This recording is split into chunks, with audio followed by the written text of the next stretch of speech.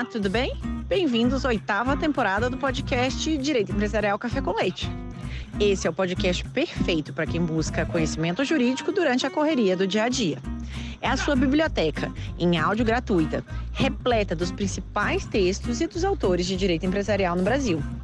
Eu sou Amanda Taide, mineira cruzeirense da UFMG na origem, com passagem em São Paulo, no Largo São Francisco, USP, e Candanga, Fluminense e UNB de coração. Casada, mãe do Pedro, de 6 anos. Pedro, Pokémon, Charizard, Pikachu, Bulbasaur e Charmander. Do Luca, de 4 anos. Lucas, Hot Wheels, Let's Race. E tutora do Vira-Lata Farofa.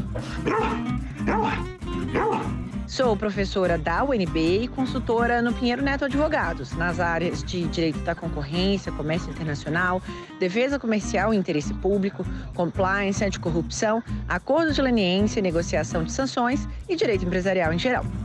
Esse é um podcast simples, curto e gostoso, como um café da manhã, mais rapidinho, durante a semana. Você quer navegar pelo podcast? No site podcast.direitoempresarialcafécomleite.com, os episódios estão organizados sistematicamente, facilitando o acesso a temas como teoria da empresa, fundamentos do direito societário, sociedades limitadas, sociedades anônimas e muito mais. Pegue então sua xícara de café com leite ou chá, seu tênis para fazer exercício físico ou seu fone de ouvido para ouvir no meio de transporte diário. Vamos então comigo para a próxima xícara de café com leite?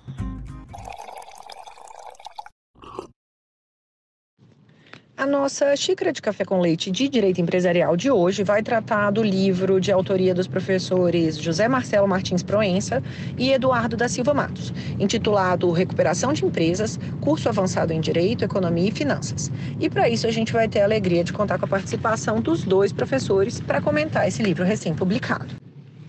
O professor Marcelo Proença é graduado em Direito pela Faculdade de Direito da Universidade de São Paulo, Largo São Francisco, da USP, com mestrado, doutorado, também pela Sanfran, e é professor, doutor da Faculdade de Direito da Universidade de São Paulo, professor nos cursos de Compliance, Direito Societário e Concorrencial pela GV Law.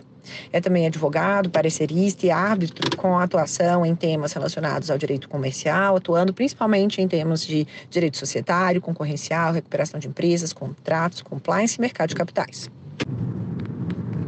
O Eduardo da Silva Matos é advogado, economista e contabilista. Tem pós-doutorado em matemática aplicada pela New York University, a NYU, é doutor em finanças pela Universidade Presbiteriana Mackenzie, com pesquisa desenvolvida na University of Chicago Booth School of Business, e mestre em Direito Comercial pela Universidade de São Paulo, USP. É bacharel em Direito pela Universidade Federal do Paraná e bacharel em Ciências Econômicas pela FAI Business School, graduado como primeiro da turma. É bacharel também em Ciências Contábeis pela FIPE-CAF.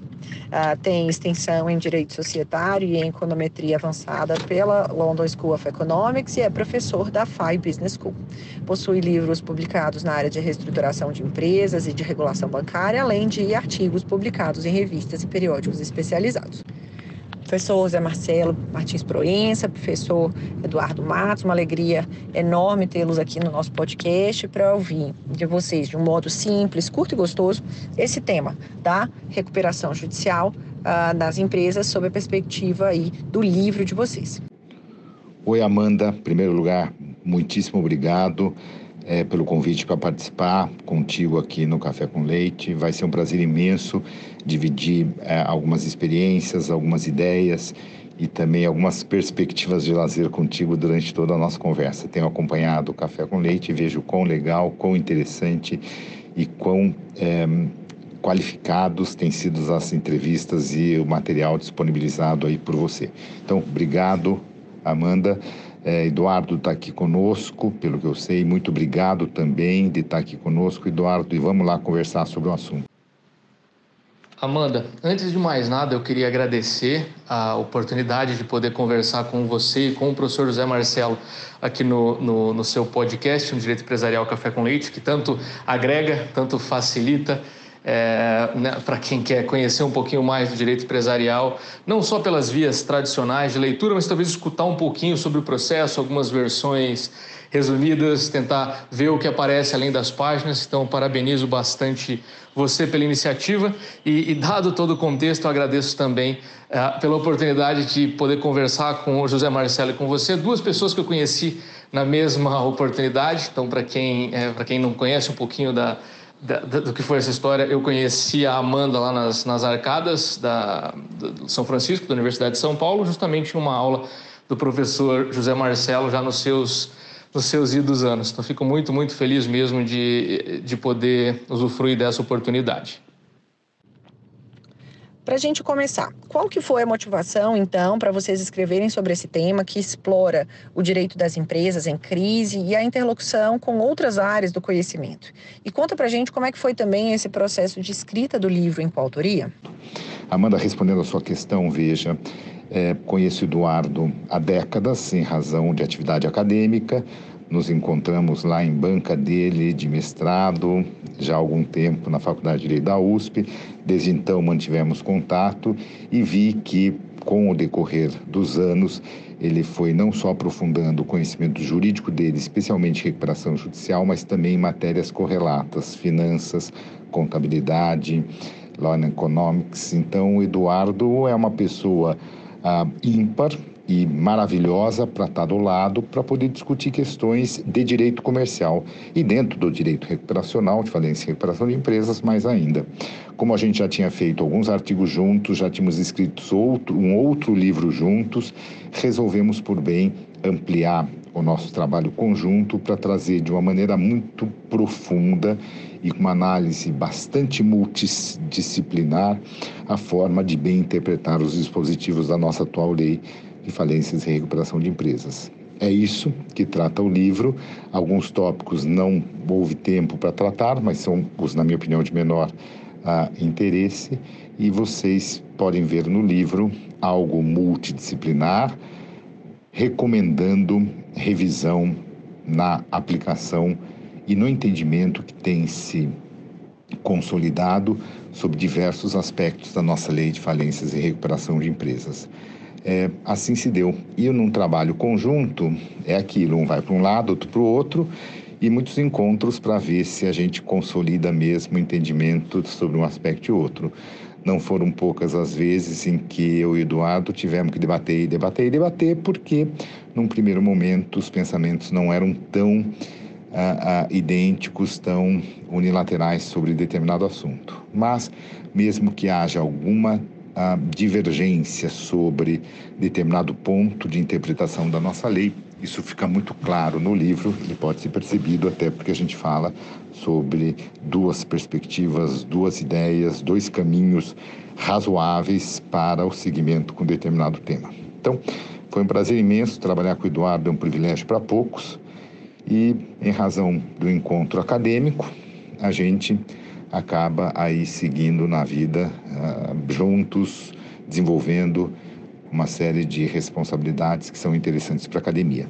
Na verdade, Amanda, da mesma forma que é o meu encontro contigo na academia, e a gente sempre aí num trabalho conjunto também, em bancas aqui e acolá, em prol da academia brasileira. Mais uma vez, Amanda, obrigado, e daqui a pouco vamos para as outras questões que você nos traz. Sobre a história do nosso livro, ela remonta a uma obra anterior que o professor José Marcelo e eu publicamos no final de 19. A minha pesquisa sempre foi voltada à área de dificuldades financeiras, desde o mestrado. O professor José Marcelo, inclusive, esteve na minha banca do mestrado. Antes eu lidava com crise de cunho financeiro, então eu lidava um pouco mais bancário. Depois eu migrei, no doutorado eu voltei para a área financeira, no doutorado daí não foi em direito, voltei para a área financeira e trabalhando com empresas em crise em geral, não especificamente com bancos. O trabalho, então, o objetivo era ser empírico, tentar analisar um pouquinho das finanças corporativas de risco na área de empresas em crise. E daí o que eu constatei na época do doutorado era que, olha, aparentemente tinham algumas distorções sobre como a gente pensava os institutos na área de insolvência e como que eles eram efetivamente aplicados. Eu conversei com o professor José Marcelo sobre essas minhas percepções, ele gostou bastante da ideia. A partir disso, então, que a gente desenvolveu o nosso primeiro trabalho, que veio a ser publicado em novembro de 19, então no final de 19, sobre essas constatações de cunho empírico sobre como que era a legislação e como que era a aplicação dessa legislação. Algumas constatações que à época eram novidade, ninguém tinha, até do nosso conhecimento, ninguém tinha chegado a conclusões daquele tipo. Veio então a pandemia, e a pandemia testou muito do que se achava que sabia sobre insolvência.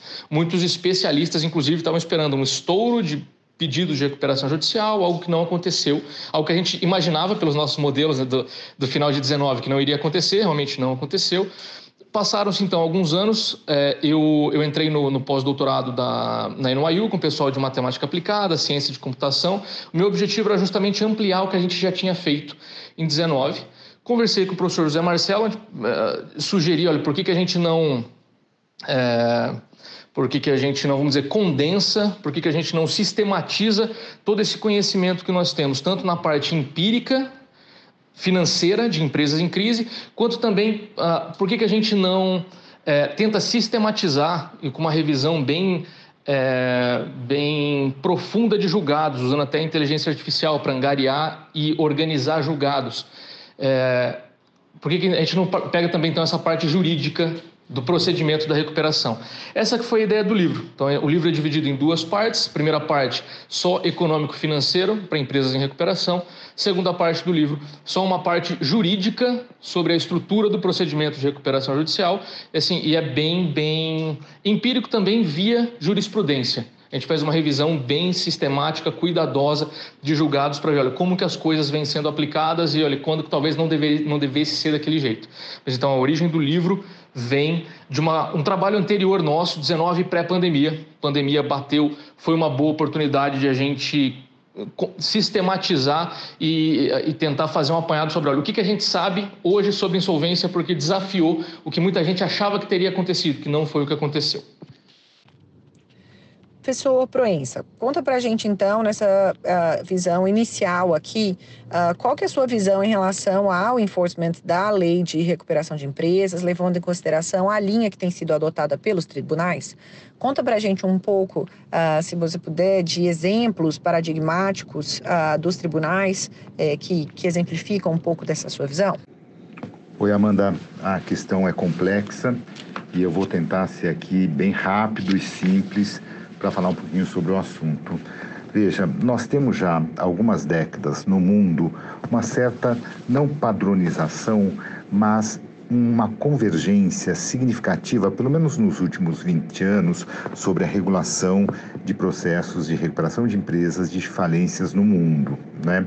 Só para dar exemplo, nós temos aqui diversas alterações e atualizações trazidos pelo Banco Mundial sobre Principles and Guidelines for Effective Insolvency and Creditors' Rights Systems, isso em 2005 novamente, 2011, 2015, e no Brasil nós tivemos em 2005 uma legislação nova, alterando substancialmente o que nós tínhamos no decreto anterior sobre falências e concordatas, e o que mais me trazia muito, mas muito entusiasmo e talvez até com excesso de otimismo, era o que se previa na matéria ou no trabalho de exposição de motivos da Lei 11.101 de 2005. O que se vê lá é justamente algo no sentido de que eu trago aqui um processo novo de recuperação, extinguindo a obsoleta concordata, onde há uma participação ativa dos credores, onde poderão defender o seu ponto de vista e contribuir para uma recuperação de uma empresa em crise. É algo que fala numa celeridade e eficiência dos processos judiciais e, com isso, redução de juros para o empreendedorismo, maximização do valor dos ativos do falido, traz lá uma lista exemplificativa, 18 exemplos no artigo 50 de formas de recuperação de empresas e, portanto, na exposição de motivos, valores ideais, interesses super relevantes, muito bem explicados, que teriam que ser atingidos e seguidos com o novo texto normativo. Depois de uma década e meia, quase 2 décadas de sua vigência, o que nós temos, e a gente vê coisas escritas nesse sentido, é algo extremamente desagradável. E aqui a responsabilidade é por todos que têm obrigação de enforcement do novo texto legislativo. Eu estou falando dos agentes econômicos, eu estou falando dos advogados, estou falando de MP, estou falando do Poder Judiciário. Por alguns problemas, criou-se um cenário de ressuscitação da antiga concordata. E, além disso, da manutenção de uma falência como se pensava antes, ou se tinha uma péssima piada de antes. Decretou falência, todos recebem, menos os credores. E hoje você vê ressuscitado esse comentário dentro da porta dos tribunais. Então, o que eu queria é dizer o seguinte: se pegarem, por exemplo, aí, principalmente lá, páginas 664, 667 do livro, a gente mostra, Eduardo e eu, de uma maneira muito clara, que a gente tem planos de recuperação apresentados em diversos processos de recuperação de empresas que são idênticos. Os termos, os parágrafos são todos idênticos. Só que as empresas são completamente distintas. E o que se diz lá como uma ou outra causa da crise, completamente distintos. Então, o plano de recuperação de empresas utilizados para um hospital, idêntico a um plano de recuperação de empresas, de uma empresa de varejo, me parece que eu tenho o retorno de uma concordata. Além disso, se tem como formas de superação da crise, parcelamento do débito e remissão de parte da dívida. Isso é concordata. A lei nova estabelece justamente que no plano de recuperação devia expressamente se mostrar qual é a crise, qual é o motivo da crise e a forma de superar a crise. E o artigo 50 traz inúmeras ideias, como, por exemplo, venda de ativos, fechamento de capital, aumento do capital social, alteração da administração da companhia, alteração de objeto social, ou seja, qual foi o motivo exato da crise e como é que se supera aquela crise. Então, sendo muito rápido então na resposta, me parece que nós temos uma legislação, o que motivou e muito na escrita desse livro, na parte mais jurídica e menos de finanças, é de que precisamos repensar alguns aspectos da interpretação da atual norma. Não se recupera empresa irrecuperável, colocando nas costas dos credores responsabilidade de diminuição do débito e remissão de parte do crédito.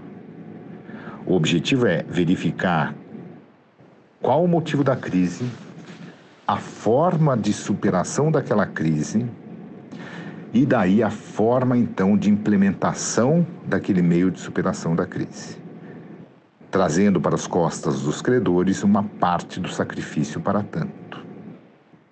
Recuperar nas costas ou sobre as costas dos credores empresa irrecuperável ou que gerou um problema não derivado da atividade, mas de alguma irregularidade da conduta, me parece que é desviar por completo do objetivo da nova lei. Ao lado disso, a gente mostra também que, e isso é fácil encontrar até nos jornais atuais, por diversas manifestações de diversos professores. Marcelo Sacramone é um que mostra claramente que eu tenho aqui que as empresas têm demorado em processo de falência, ou o Poder Judiciário tem demorado em processo de falência 16 anos e no final consegue se arrecadar 6% das dívidas. Isso me parece que é não ter entendido, até pelo que consta na exposição de motivos da Lei 11.101 de 2005, que aqui eu tenho que permitir agilidade no processo alimentar, venda antecipada dos bens apurados e maximização dos valores dos ativos. Resultado do enforcement da norma não tem atingido, ao contrário, tem se distanciado e muito dessa posição. Muito bem. Além disso, maior reflexão, isso é trazido muito bem nesse nosso livro, sobre diversos outros aspectos da norma, da nova, que não é tão nova, lei de falências e recuperação. Um outro ponto que eu queria destacar aqui é justamente relacionado sobre postura de credores. O que podia se perguntar é como é que os credores acabam aceitando propostas tão, em princípio, inaceitáveis para deferir, para votar pela aprovação de um plano de recuperação. Se os credores entendem e veem que decretou a falência, todos recebem, menos os credores, então o que vier é reduzir o prejuízo já que deve ser contabilizado. Então, na verdade, eu não tenho uma possibilidade efetiva para que os credores, agindo de forma responsável, para dar sua cota de sacrifício, para recuperar empresas, agentes econômicos recuperáveis, mas, ao contrário, eles deixam se levar e são capturados, porque sabem que se for decretada a falência, nada se recebe, só terceiros recebem, que não os credores. Não há outro caminho e vocês não têm, portanto, uma responsabilidade. A gente não verifica mesmo a responsabilidade de credores e devedores para, somando esforços e com a atuação do Ministério Público, do Poder Judiciário, que um agente econômico recuperável seja recuperado uma vez implementando aquele plano de recuperação. Basicamente é isso, mas outras questões todas a gente pode falar agora ou em qualquer outro momento. Espera só um pouquinho que eu já volto para nossa entrevista com uma xícara de café com leite. Que você curte direito empresarial, eu já sei, que você está aqui ouvindo o nosso podcast. A minha pergunta é, você sabe quão conectado o direito concorrencial está com o direito empresarial? Sabia que algumas operações societárias são de notificação obrigatória ao CAD? E que algumas cláusulas contratuais, como exclusividade, raio, não concorrência, definição de preços de revenda, podem atrair preocupação concorrencial? E que algumas práticas, como recusa de contratar, discriminação de clientes, também podem ser acionadas no CAD? Você sabia que algumas empresas que, eventualmente, tenham combinado preços, dividido mercados, podem celebrar acordos de leniência com o CAD, obtendo até mesmo imunidade? E que essas empresas podem ser acionadas no âmbito do direito civil para ser responsabilizadas pelos danos que causaram aos seus clientes? Se você ficou curioso e interessado em como esse conhecimento pode contribuir na sua formação jurídica, eu faço um convite. Entra no site Pós em Direito Concorrencial e se inscreva na nossa nova pós-graduação, que eu estou lançando agora, no segundo semestre de 2024, totalmente virtual, registrada no MEC, com conteúdo linear, completo e que vai te preparar para os problemas práticos que você vai enfrentar no dia a dia do direito empresarial. Espero você lá. Eu já peguei minha xícara de café com leite, vamos voltar para a nossa entrevista. E agora, professor Eduardo, de que forma você entende que o cenário macroeconômico nacional e internacional afetam o sistema de insolvência nacional? A partir aí da sua experiência acadêmica e profissional, nacional e internacional, conta um pouquinho para a gente aí da sua visão. Amanda, essa questão sobre como que a macroeconomia se relaciona com a busca por institutos da insolvência é um ponto-chave e não trivial de quem estuda a área. Porque uma relação fácil, que talvez todo mundo imagine que seja até intuitiva, é que quando a economia está indo bem, então o país produz mais, o PIB está crescendo, teria uma busca menor por recuperação judicial e por falência. Em compensação, quando a economia vai mal, então o PIB vem caindo, a gente teria uma ampliação do número de pedidos de recuperação e falência. Essa seria uma constatação, vamos dizer, clara. Você imagina que seria isso que iria acontecer. Só que já no livro de 19, o professor José Marcelo e eu constatamos que não era isso que se esperava. Com dados, então, até 19, a sinalização é que quando a economia desacelerava, os pedidos de recuperação eles seguravam um pouco e era na retomada da atividade econômica que vinham os pedidos de recuperação. Então, essa obra, pré-pandemia, então novembro de 19, então 6 meses antes de estourar a pandemia, imaginava, assim, com base na evidência que a gente tinha no Brasil na época, se considerava que, olha, se a gente tiver uma desaceleração da atividade, a tendência é que os pedidos fiquem contidos, então num nível ainda sem estourar, porque aparentemente tem outros determinantes da macroeconomia que impactam a insolvência, que não só o PIB, a relação não é tão, que a gente chama de monotônica, sempre vai na mesma direção, com a mesma intensidade. Aparentemente não funcionava desse jeito. Veio a pandemia, teve muita gente, bastante especialista, teve até um estudo no Ministério da Fazenda, indicando que, olha, se a crise for pesada, que nem foi a crise de 2008, vai acontecer tantos pedidos. Se a crise for tão pesada quanto foi a crise fiscal brasileira de 15 e 16, vai acontecer tantos pedidos e números altíssimos. O que a gente constatou de verdade? O número de pedidos de recuperação caiu em 20, 21, 22, só foi acelerar de novo em 23. Então, a relação do macro com a insolvência, ela não de novo, trivial talvez seja o termo, ela não é trivial, não é de uma maneira clara, direta. Nesse livro de 23, aí a gente tem um capítulo atualizando toda essa pesquisa anterior. Aparentemente, liquidez vem hoje exercendo um papel mais importante para explicar a insolvência do que o próprio PIB. Então, enquanto tem acesso a recurso, o empresário tem a esperança. Então, liquidez aparentemente é a variável hoje mais importante para a gente saber quantas empresas vão pedir recuperação. Mais importante do que o próprio PIB. Porque, repito, seria natural de se imaginar que abateu a crise advinda da pandemia de Covid-19, vai estourar o número de pedidos de recuperação.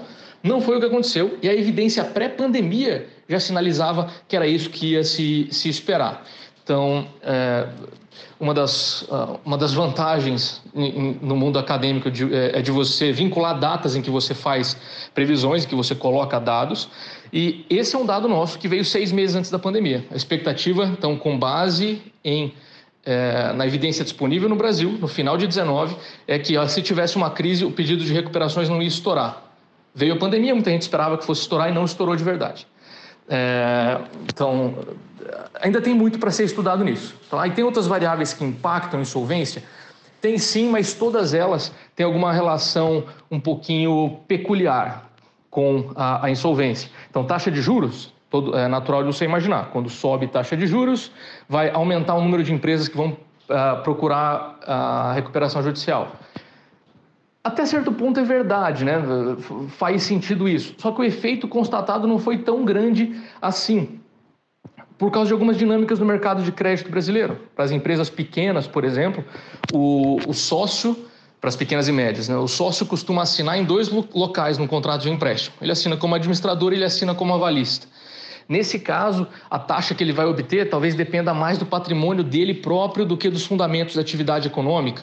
Então, a taxa não está dependendo tanto de como vai o negócio, mas sim de como ele próprio, onde que está o patrimônio dele, se ele tem um patrimônio grande para funcionar como garantia. Então, o canal dos juros não tem uma relação tão clara com insolvência quanto a gente poderia imaginar que tem.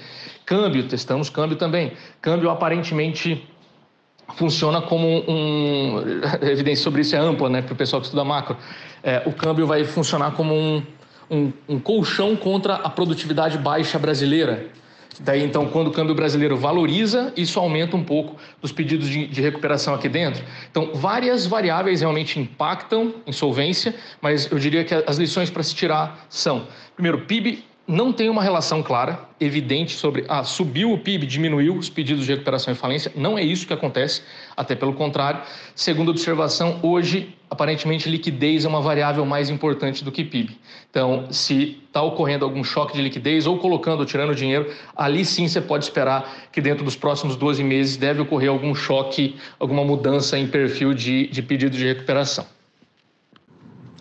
Proença, e agora para você, conta para a gente um pouquinho, né? Diante das questões que são impostas, o que leva os credores a aprovarem os planos de recuperação de empresas? Conta para a gente um pouquinho desse processo, de como que ele funciona.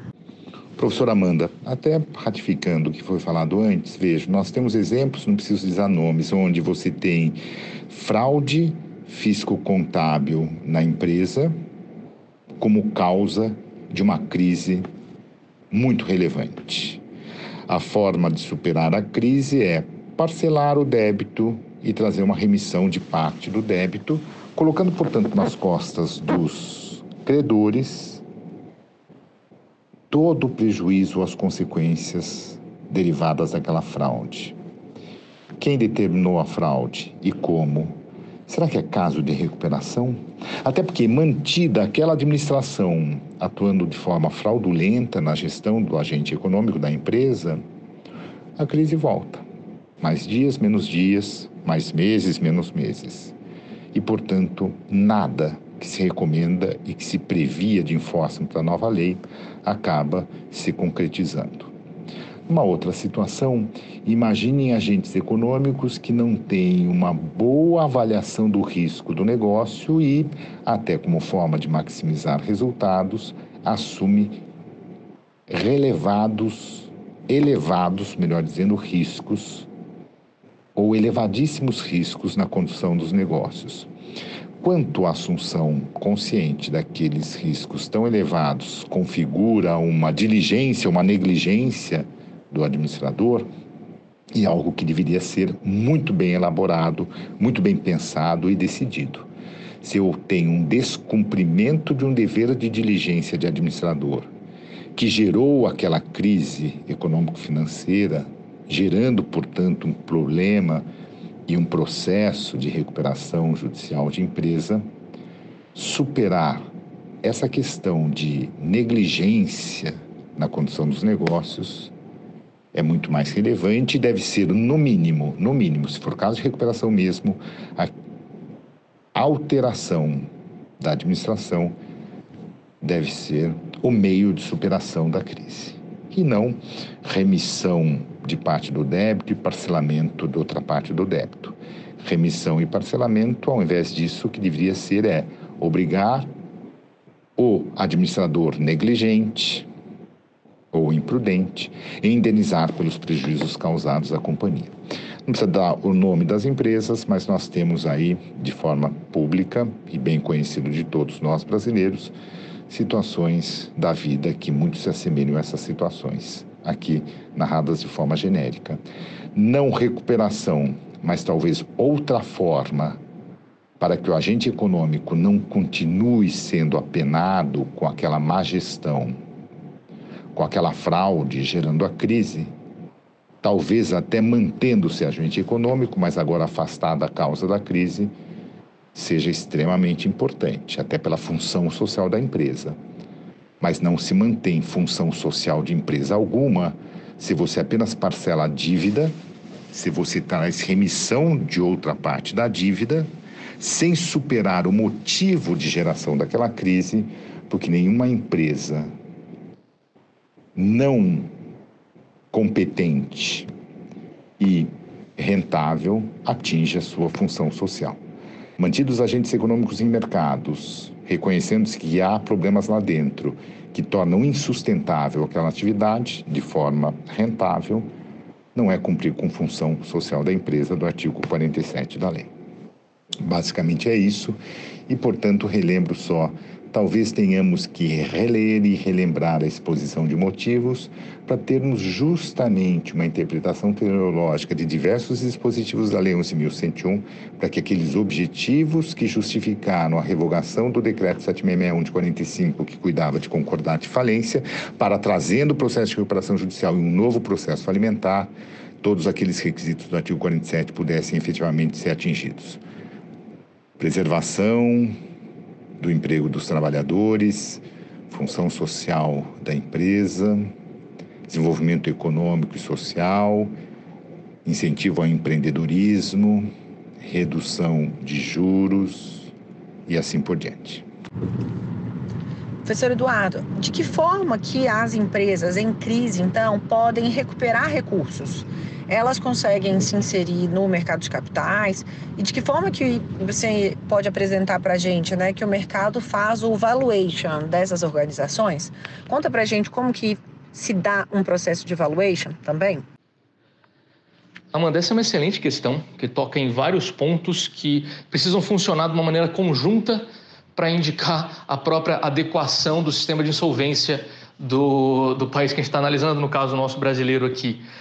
Então, que seria o que a empresa pode fazer para sair da crise, o que ela tem que fazer, como que o investidor, como que o credor precifica essa empresa que está em dificuldade, enfim, que vias que existem, mercado de capitais, será que seria uma via? Então, todos esses são bons pontos que deveriam funcionar conjuntamente para um sistema de insolvência efetivo. Sobre o que a empresa deveria fazer, uma primeira observação é que qual que é a realidade? Qual que é a empresa que costuma pedir recuperação no Brasil? Então, isso tem a devida evidência no livro do professor José Marcelo, escrito junto comigo, e tem em outras pesquisas nossas feitas aí nos últimos 5 anos. A empresa pede recuperação, em geral, tarde, ela já está com os fundamentos financeiros deteriorados, em geral a empresa está com as demonstrações contábeis dela não são bem informativas. E o que a empresa oferece para sair da recuperação nos planos? Ela oferece só prazos de descontos tal qual fosse concordata, né? Então, eu diria que um dos primeiros elementos que uma empresa deveria fazer, ou que ela tem que fazer para sair da crise, é identificar qual que é o problema de cunho operacional, estratégico, e lidar com ele.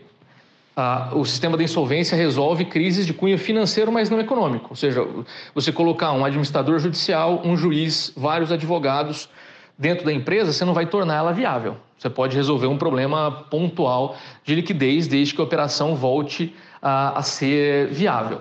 E isso é algo que a gente nem sempre vê. Então, esse é um problema sobre o que a empresa pode fazer. Sobre como que investidor avalia isso e precifica isso.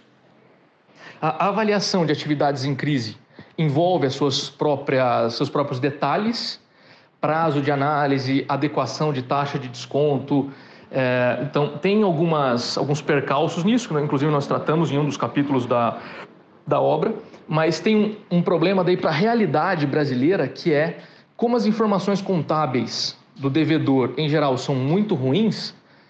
O credor ou o investidor, alguém que poderia fornecer recursos, se interessar na reabilitação da atividade em crise, ele não sabe onde que estão os fundamentos da empresa, ele não sabe no que confiar.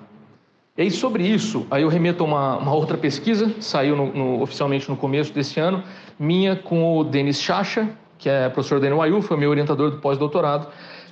O artigo saiu em inglês, mas em português o título, traduzindo, seria algo como previsão de insolvência com informações contábeis ruins, que é justamente com dados brasileiros, sendo que as empresas têm balanço DRE que não são muito confiáveis, como que o credor analisa quem vai sair ou não vai sair da crise? O que a gente constatou daí nessa outra pesquisa é que, na falta de informação financeira confiável, credor vai olhar o que é palpável, principalmente ativo tangível, e algumas outras variáveis que são mais fáceis de enxergar, mais difíceis de você, vamos dizer, esconder, manusear. Então, assim, indicadores, o pessoal da minha área fala muito lá em KPI, que é, enfim, os indicadores de performance fundamentais. Para a empresa em crise, se a documentação contábil é muito ruim, eles não servem para nada. O credor vai analisar o que é tradicional, vamos dizer, o que é claro. Então, eu consigo tomar esse bem aqui em garantia? É algo que eu estou vendo? É algo que é fácil? A empresa tem um mínimo, uma sinalização de que ela é mais ou menos organizada em termos contábeis? Ela é um pouquinho melhor do que as outras? Então, o credor, na hora de precificar, na prática, hoje em dia, ele usa menos ferramentas sofisticadas, justamente por não confiar no que existe disponível. Então, essas métricas tradicionais que a gente usa de análise de desempenho, se a contabilidade não serve para nada, essas métricas também não servem para nada. Aí para empresas maiores, será que o mercado de capitais pode ser uma via?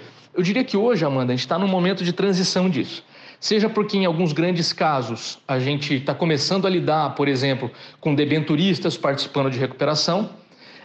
Então esse é um motivo, a gente está começando a criar um pouquinho de experiência, de julgado sobre o assunto.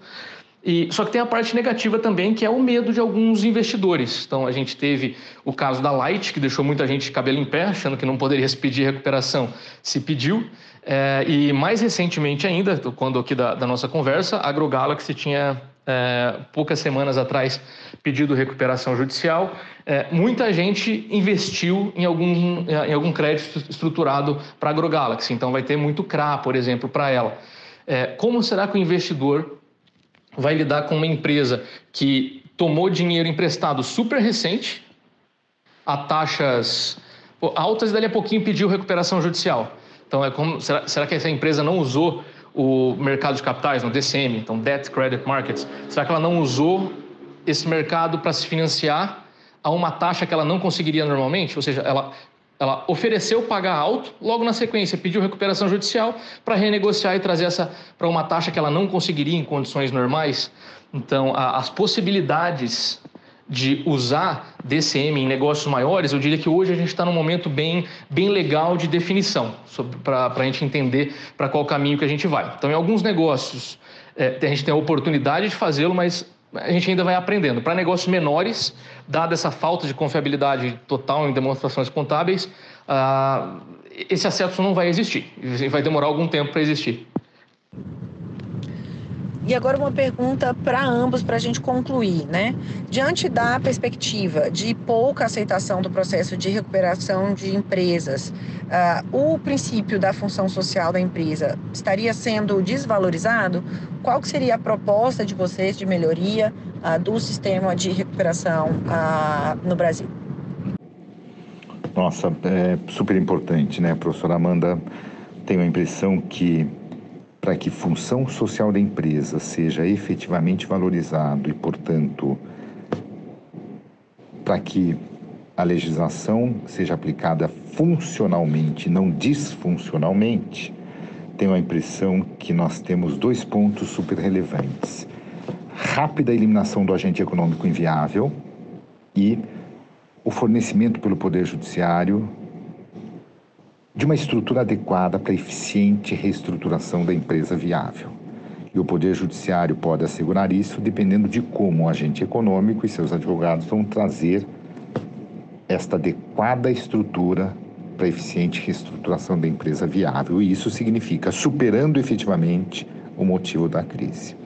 A partir do momento que essas questões não sejam bem tratadas e indispensáveis, você não tem como respeitar e trazer de forma funcional o princípio da função social da empresa. E eu repito só no sentido que manter no mercado empresa inviável não é trazer uma função social da empresa. A função social de geração de desenvolvimento econômico e nosso tão sonhado desenvolvimento social se dá por empreendimento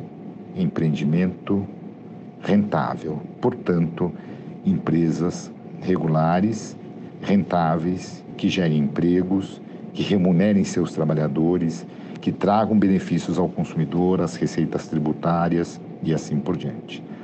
Dar caminho e respeitar competição, concorrência, talvez seja um outro elemento extremamente importante para que a empresa atinja a sua função social. Manter nos mercados empresas inviáveis não é trazer função social da empresa. Eliminar do mercado rapidamente agente econômico inviável, fortalecendo e reconhecendo, portanto, a relevância da competição, do antitrust dentro do nosso país, talvez seja algo que, ao lado de eliminar agentes econômicos inviáveis, é que vão trazer efetivamente uma função social da empresa. Acho bastante relevante que isso seja bem refletido, Amanda, para que a gente seja um realista esperançoso e não um otimista bobo ou um pessimista chato, parafraseando nosso tão querido e saudoso autor, é algo de responsabilidade relevante por todos nós responsáveis pelo enforcement do direito falimentar no nosso país. Então, fechando com uma pergunta de $1 milhão, na minha leitura, Amanda, o princípio, a ideia de função social da empresa dentro da área de empresas em crise está muito vinculada à ideia de preservação da empresa, só que essa preservação está vindo meio que a qualquer custo. Então, uso essa expressão, inclusive, que ela apareceu no julgado do STJ, falando que uma empresa não deveria ser mantida a qualquer custo. Acontece que, aparentemente, existe no judiciário um viés de continuidade. O judiciário, ora, é legalista para falar, olha, não, a gente vai seguir exatamente as previsões que estão na lei, quando, por exemplo, o judiciário não revisa condições de plano para falar se são abusivas ou não, um plano que foi aprovado, sob argumentos de que, olha, não, aqui é a soberania da Assembleia, a soberania do interesse dos credores. Então, ora o judiciário é legalista, ora o judiciário é ativista, um pouco subjetivista, quando, por exemplo, ele decide desconsiderar voto de credor para forçar o plano nos outros. Então, um credor votou contra o plano foi rejeitado em assembleia, o judiciário daí fala, olha, então, com base no voto desse credor, o plano seria rejeitado, sabe o que eu faço? Vou desconsiderar esse voto, agora vai preencher os requisitos para aprovação por quórum alternativo, né, que a gente chama de cram down, e vamos forçar esse plano. Então, o judiciário, os credores pro judiciário são soberanos, desde que para aprovar o plano. Quando é para rejeitar o plano, não. Daí dá para flexibilizar a vontade deles. Então, sinaliza-se muito um viés de continuidade. Como que a gente faz para combater isso? Eu não acredito que a saída envolva instrumentos jurídicos, ou seja, deixa eu criar ferramentas novas para dar mais poder para os credores. Se a gente não mexer nos incentivos econômicos do procedimento, essa vai ser uma legislação, essa vai ser uma mudança que não vai pegar.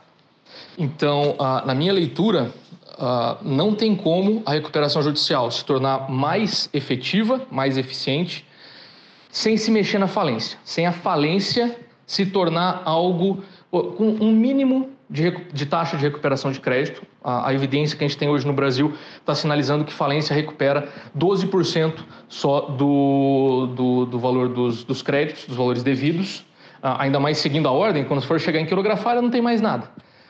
Se para os credores a falência recupera 0, a única chance de ele receber qualquer coisa é na recuperação judicial.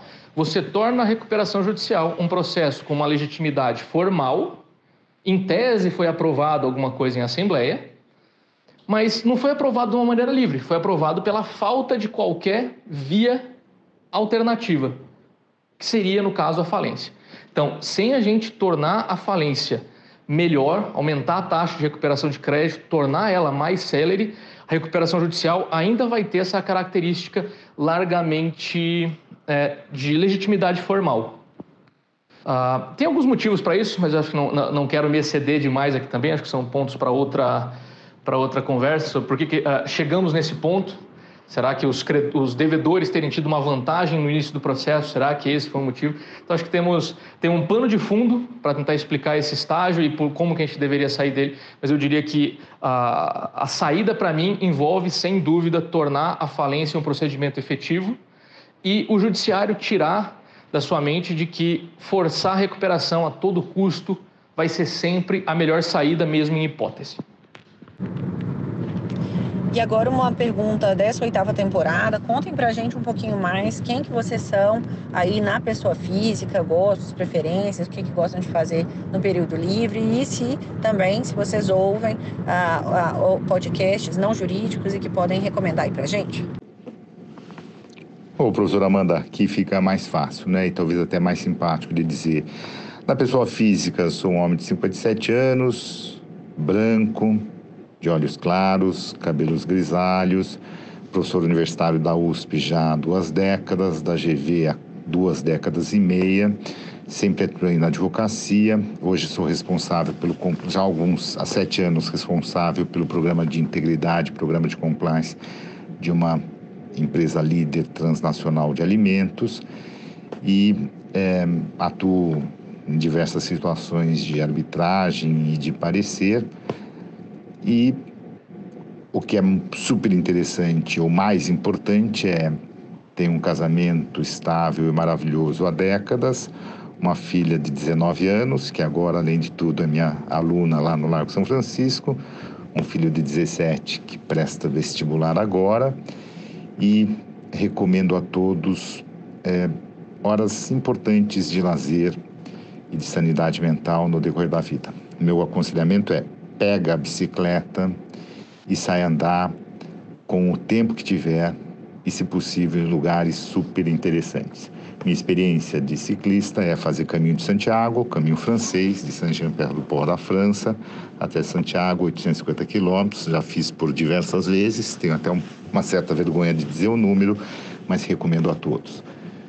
ciclismo. Pega a bicicleta, sem responsabilidade, de uma maneira super simples e sai para a vida. É muito interessante.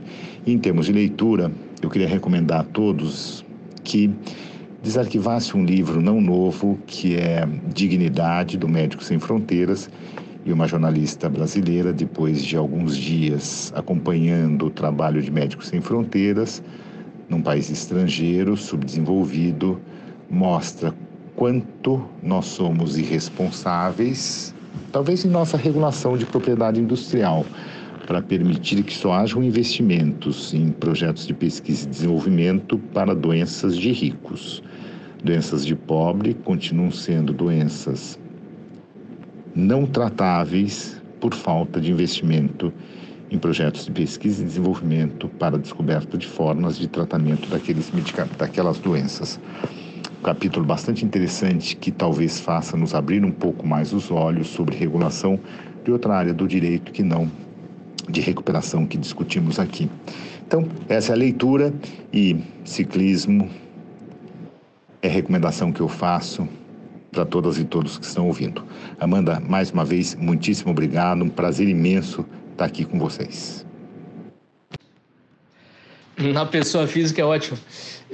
Na pessoa física, então, eu gosto muito de esportes, acompanho todo tipo e números. Daí leio bastante de economia e finanças e lido bastante com isso. De esportes, historicamente, eu gostava mais de assistir do que de praticar, mas agora já tem alguns anos que eu descobri uma paixão nova. Eu comecei a jogar tênis, jogo toda a chance que eu tenho hoje em dia. E às vezes, inclusive, junto um pouquinho dos dois gostos de números e esportes, por isso que eu gosto, por exemplo, de beisebol, bom esporte se você gosta disso. Para assistir no estádio, daí eu já confesso que é horroroso. Mais recentemente eu voltei para música, então toco. 20 anos atrás tocava muita guitarra, hoje em dia a vida me afastou disso, mas agora estou conseguindo me dedicar algumas horinhas por semana, nada de muito excepcional, mas voltando para esse prazer também. Quanto a podcasts, eu ainda tenho alguma dificuldade de escutar, de prestar devida atenção só escutando sem ver, que talvez entregue até a minha idade, mas olha, para recomendar dois, inclusive alinhados com as duas coisas que eu comentei que eu gosto de fazer fora. O primeiro podcast chama Capitalism, que é do Luigi Zingales. Antigamente era com uma menina que chamava Kate Waldock. Ela estava terminando o doutorado quando eu era estudante de doutorado em Chicago. E agora tem uma mulher veio a substituí-la, que era uma editora da Vanity Fair, se não me falha a memória. Chama Capitalism, discute basicamente contexto econômico e político atual. O Luigi é um economista fantástico, quem trabalha com concorrencial invariavelmente já teve contato com a pesquisa dele. Muito, muito legal a qualidade, que eles chamam excelentes convidados, discute tudo que é relevante em termos de política econômica e algumas questões sociais, então recomendo bastante. Na área de esportes, eu recomendo um podcast novo até, que chama Nothing Major, que é com 4 ex-tenistas dos Estados Unidos. Nenhum deles ganhou Grand Slam, por isso que chama Nothing Major. É bastante engraçado, eu acho que precisa conhecer um pouquinho do esporte, se não conhecer talvez não tenha a mesma graça, mas também um excelente podcast. Então, para fechar, gostaria mais uma vez de agradecer essa oportunidade. Amanda, fico super feliz de ver o sucesso, o reconhecimento merecido que você tem e que essa plataforma que você criou alcança. Então, poxa, é fundamental, parabenizo mesmo por essa iniciativa. Por último, agradecer ao professor Zé Marcelo, sempre uma alegria poder dividir qualquer plataforma com ele, não só um jurista brilhante, mas uma pessoa fantástica, um cavalheiro acima de tudo. Todo mundo que conhece pode atestar isso. Então, mais uma vez, meu agradecimento por poder dividir alguns momentos com vocês dois. Muito obrigado.